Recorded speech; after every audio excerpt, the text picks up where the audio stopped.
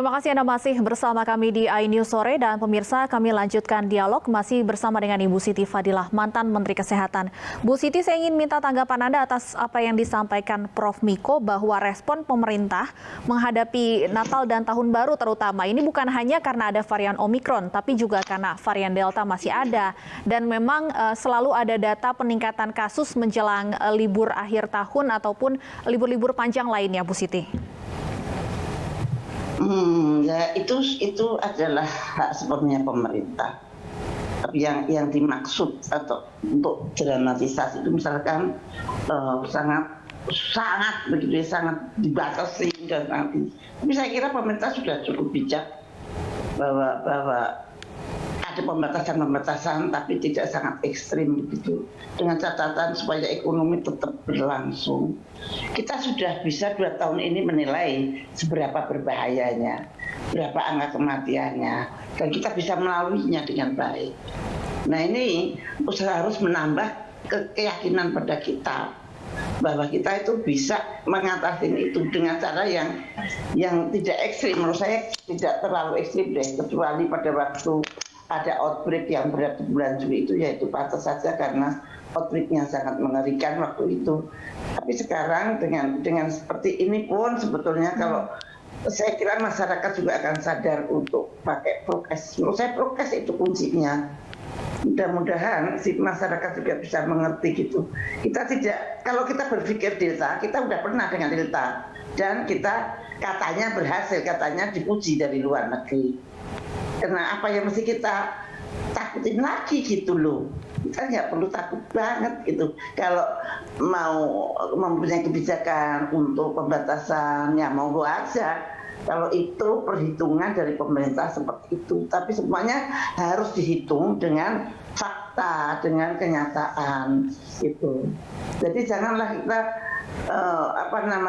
maksud saya supaya proporsional. Jangan exaggerated. Ngono ya ngono nek aja ngono nek cara Jawa. Nah itu ngono ya ngono nek aja ngono gitu. Baik, kita harapkan tentunya masyarakat bisa tetap waspada meskipun pembatasan yang dilakukan saat ini tidak ekstrim dan meskipun dikatakan bahwa varian Omikron tidak berbahaya dan tidak perlu panik sebagainya. Kita harapkan masyarakat tetap tidak abai. Terima kasih Ibu Siti Fadilah Supari, mantan Menteri Kesehatan, sudah bergabung bersama kami di iNews Sore. Nah, pemirsa, kami akan lanjutkan dialog bersama dengan Prof. Sujatmiko, anggota tim advokasi vaksinasi COVID-19 PBB, usai informasi berikut ini.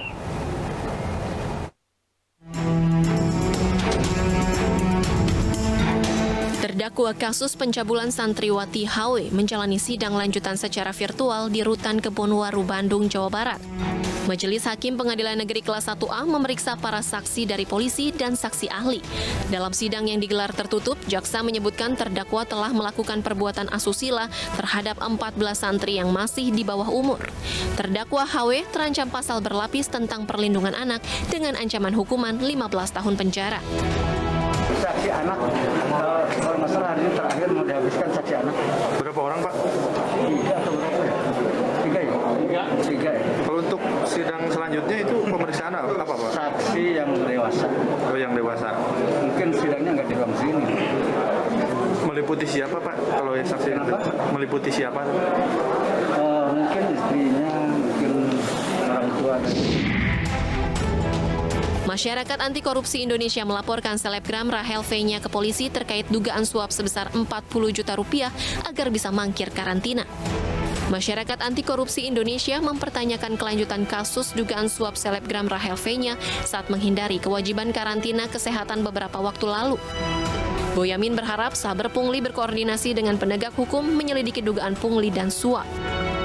Makanya saya serahkan buktinya, maka dengan kalimat dugaan-dugaan bahwa saya meyakini ini ada dugaan pungli dan suap karena uang dari Rahel kemudian kepada Ovelina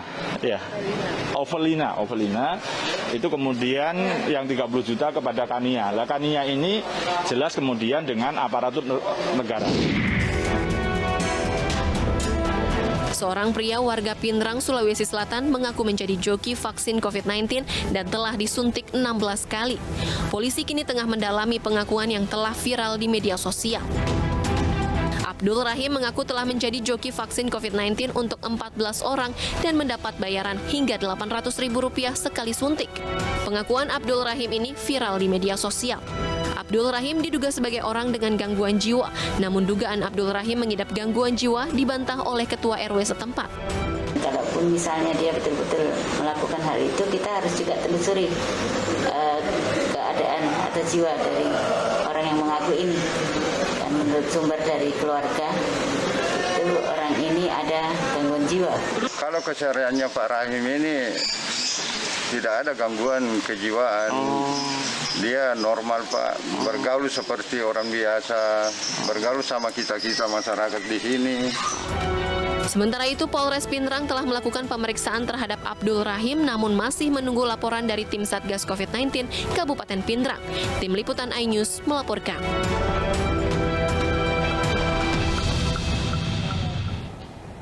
Kami lanjutkan dialog pemirsa, masih bersama kami Prof. Sujatmiko, anggota tim advokasi vaksinasi COVID-19 PBIB. Prof. Miko, disampaikan Bu Siti bahwa pembatasan harus proporsional supaya tidak mengganggu aktivitas ekonomi. Tapi kalau dari yang kita lihat, pelonggaran PPKM ataupun pembatasan ini biasanya membuat masyarakat cenderung lebih abai. Bagaimana Prof. Miko?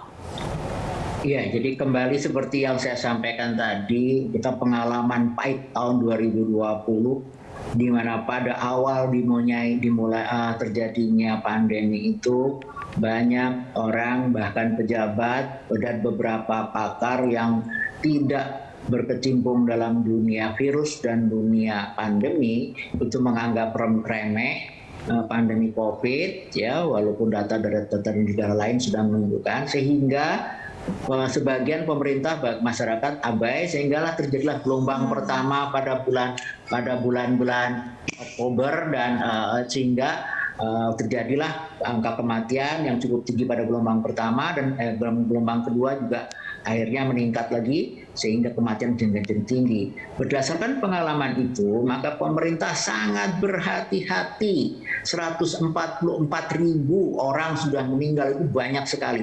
Bagi yang keluarganya tidak ada yang meninggal, tidak terkena, memang menganggap remeh di penyakit polos. Ya, tapi bagi kami yang merasakan, saya kehilangan 2 orang tante dan 1 om yang meninggal dalam waktu sangat cepat sekali. Maka itu bagi trauma besar, begitu juga teman-teman kesehatan yang bekerja di rumah sakit, sampai nggak bisa pulang dalam berapa bulan, tidak boleh pulang karena disiplin mengeluarkan itu sangat berat. Jadi intinya sikap yang dilakukan oleh pemerintah sudah benar, karena kajian Satgas itu juga sangat komprehensif, di mana setiap rapat-rapat Satgas itu data-data diajukan dengan teliti oleh berbagai pakar. Ada pakar epidemiologi, ada pakar mikrobiologi ahli virus, dan ada pakar yang penyakit yang biasa menangani. Jadi apa yang dilakukan oleh pemerintah saya kira saat ini sudah cocok demi kehati-hatian pengalaman pahit tahun 2020 dan awal 2021. Baik, artinya kehati-hatian pemerintah ini bukan bentuk dramatisasi ataupun melebih-lebihkan, Prof. Miko? Tidak, karena tadi ancamannya bukan Omikron. Omikron memang betul, hanya penularannya cepat. Tetapi bayangkan kalau penularan cepat juga orang sakit dan dirawat di rumah sakit membutuhkan banyak tempat tidur, membutuhkan banyak petugas yang harus merawat, membutuhkan juga mungkin oksigen banyak, itu juga satu masalah. Di samping varian Delta sendiri masih ada. Ya kan, varian Omikron baru muncul sekitar November di London, sebenarnya masih Delta. Jadi 2 ancaman itu kita harus berhati-hati, bukan mendramatisir berdasarkan fakta di Inggris, fakta di Denmark, fakta di Norwegia, dan fakta negara-negara tetangga, dan masukan dari para dokter di sana, di negara-negara tersebut, yang merawat pasien-pasien tersebut, dan melaporkan. Jadi beberapa teman-teman itu dari Indonesia juga berkoordinasi dengan dokter-dokter di Afrika Selatan dan Inggris itu mendapatkan informasi terbaru dan juga laporan dari ahli-ahli mikrobiologi ya, bahwa tetap potensi kalau ada kerumunan, kalau ada lupa memakai masker, maskernya melorot, tidak menutup hidung, ya, tidak rapat di dagu dan pipi, itu potensi penularan virus Delta juga masih ada, ditambah risiko ke Omikron. Oleh karena itu imunisasi dikejar-kejar bukan untuk menutupi Omikron, tapi tidak ada Omikron memang sudah sejak awal direncanakan bahwa percepatan pengobatan imunisasi itu memang akan dilakukan untuk menghadapi Natal tahun baru dan pembelajaran tatap muka. Demikian, Mbak. Baik, Prof. Miko, pernyataan lain bahwa kalau sudah ada obatnya tidak perlu lagi testing, tidak perlu PCR, dan tidak perlu takut penularan. Tanggapan Anda? Ya, sampai dalam ini rapat-rapat PBID belum berani mengatakan bahwa obatnya sudah pasti. Kenapa? Karena uji klinik terhadap obat itu pun belum tuntas betul publikasinya. Bahwa ada yang menunjukkan tanda positif tapi bukan satu-satunya. Obat itu belum efikasinya belum dinyatakan pasti. Ya, karena sifat virus ini sudah perilakunya masih berubah-ubah, gambaran jenisnya berubah-ubah, ada yang menyerang paru, ada yang menyerang otak, bahkan ada yang sudah sembuh juga masih ada gejala. Jadi banyak hal-hal yang belum diketahui oleh para ahli tentang perangai dari virus ini, sehingga obatnya pencegahan itu jauh lebih baik daripada pengobatan, ya. Karena sekali sudah masuk rumah sakit, betapa beban penderitaan, ya, penderitaan yang merawat, penderitaan keluarga, ya walaupun ringan, tapi berapa rumah sakit yang sediakan tempat tidur, berapa keluarga yang harus ditinggalkan oleh para perawat yang tidak boleh pulang berhari-hari. Tetap pencegahan itu jauh lebih baik daripada pengobatan. Itu filosofi dalam dunia kesehatan, pencegahan adalah yang paling baik. Artinya testing PCR terutama bagi mereka yang akan dirawat di rumah sakit, apalagi kalau sudah bergejala, ini tetap diperlukan, Prof. Miko? Ya, karena itu memastikan. Jadi tidak semua orang nanti dirawat, ternyata bukan COVID. Karena banyak gejala yang mirip, influenza mirip, ya, demam berdarah mirip, Kawasaki mirip. Kalau tidak dibuktikan dengan PCR, kita nggak tahu persis ini COVID atau bukan, ya. Sehingga bisa keliru penanganan, bisa yang tadinya tidak tertular jadi tertular. Jadi tetap penentuan PCR sekarang sudah dilakukan oleh kajian oleh para ahli epidemiologi, para ahli laboratorium klinik di Persatuan Ahli Laboratorium Klinik di Indonesia sudah mengkaji, membahasnya panjang lebar dengan berbagai data dan berdasarkan masukan dari konon kabarnya dari para ahli-ahli patologi klinik di negara di mana Omikron itu sekarang sedang berjangkit, yaitu Afrika Selatan, Inggris, dan Norwegia, ya itu Denmark dan Denmark. Jadi beliau itu memutuskan PCR tetap perlu, ya, dengan pertimbangan screening itu sebagai screening awal, kemudian dilanjutkan dengan whole genome sequencing, itu lebih pasti lagi. Jadi pencegahan itu jauh lebih ringan biayanya, tapi pengobatan lebih mahal, dan dengan PCR masih bisa dideteksi. Tetapi yang penting pencegahan utama lagi pakai masker, karena kalau masker menutup hidung, mulut, dagu, virus apapun, varian apapun tidak akan bisa masuk ke dalam. Ya, itu. Jadi pencegahan pertama itu, dan jangan berkerumun dimanapun. Kalau berkerumun cenderung ngobrol, muncrat udahnya, nanti varian Delta. Jadi jangan hanya sibuk varian Omikron, varian Delta masih ada di Indonesia. Buktinya masih ada kematian belasan, walaupun hanya belasan. Baik, tetap harus waspada, tetap harus taat prokes, mencegah lebih baik daripada mengobati. Terima kasih Prof. Miko atas penjelasannya. Jangan lupa vaksinasi juga. Dan vaksin juga harus tetap dilakukan. Anak umur 6 tahun sampai lansia, terutama lansia, karena angka kematian terbesar, 46% kematian pada lansia dan 48% pada usia produktif, kemudian sisanya anak. Jadi selain pakai masker, jaga jarak, imunisasi untuk umur 6 tahun sampai lansia, itu semua penting. Baik. Itu, Mbak. Terima kasih banyak Prof. Sujatmiko, anggota tim advokasi vaksinasi COVID-19 PBIB sudah bergabung bersama kami di Ini Sore. Kita ke informasi selanjutnya, pemirsa. Komite Nasional Keselamatan Transportasi atau KNKT telah menginvestigasi kecelakaan LRT Jabodebek pada Oktober lalu. Hasilnya, teknisi diketahui sedang bermain handphone. Dari hasil investigasi KNKT atas kecelakaan LRT Jabodebek di lintasan Stasiun Harjamukti Ciracas 25 Oktober lalu, tabrakan antara rangkaian kereta atau trainset nomor 29 dan 20 disebabkan teknisi TS tidak fokus dalam menjalankan kereta serta saat melihat kecepatan dan posisi kereta. Saat itu trainset 29 melaju dengan kecepatan di atas standar ketika sedang dipindahkan ke jalur lain, sehingga menabrak trainset 20 yang sedang terparkir.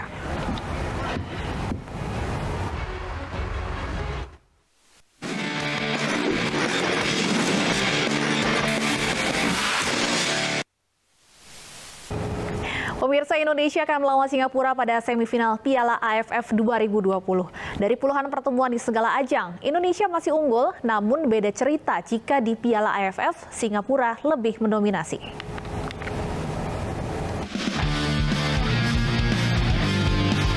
Indonesia menghadapi Singapura dalam semifinal Piala AFF 2020 yang akan digelar 2 leg pada 22 dan 25 Desember 2021. Indonesia berstatus juara grup B usai menang 3 kali dan seri sekali.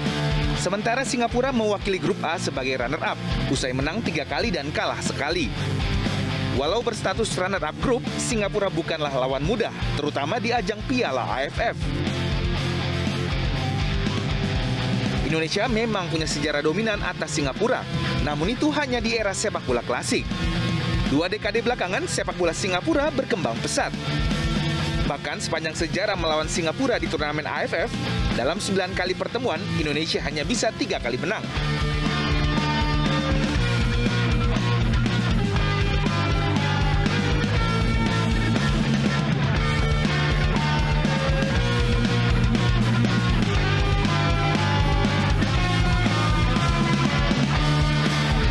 Sementara dari segi prestasi di Piala AFF, Singapura merupakan macan Asia Tenggara dan sudah meraih 4 kali juara. Sedangkan Indonesia hanya spesialis runner-up sebanyak 5 kali. Namun pertemuan Indonesia dan Singapura kali ini tentu berbeda dengan laga-laga sebelumnya. Indonesia kali ini mengandalkan tenaga muda dengan usia rata-rata skuad 23,6 tahun. Sementara Singapura kombinasikan muda tua dengan usia skuad rata-rata 27,63 tahun. Jelang laga, Singapura dipastikan kehilangan Shakir Hamzah dan Gabriel Kuak karena cedera. Namun posisi sebagai tuan rumah jadi keuntungan. Sedangkan pelatih Indonesia, Shin Tae-yong, menyatakan bintang muda Egy Maulana Fikri belum bisa dimainkan di leg pertama untuk menjaga stamina karena baru tiba dari Slovakia. Kemungkinan winger berusia 21 tahun akan dimainkan pada leg kedua 25 Desember mendatang.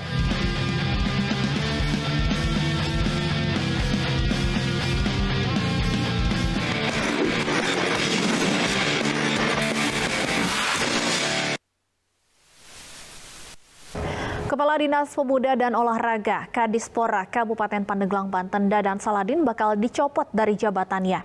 Kabar pencopotan Dadan setelah viralnya hadiah Bupati Cup yang hanya puluhan ribu rupiah untuk pencak silat dan panjat tebing.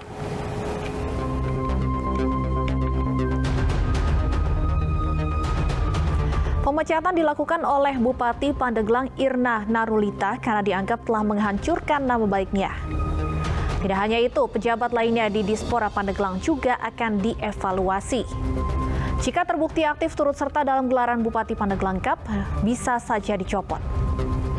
Dadan Saladin dicopot dari jabatannya usai menggelar Bupati Pandeglang Cup tingkat SMP dan SMA 2021. Hadiah untuk cabang olahraga pencak silat dan panjat tebing hanya Rp45.000 hingga Rp95.000 meski pelaksanaannya menelan biaya Rp150 juta.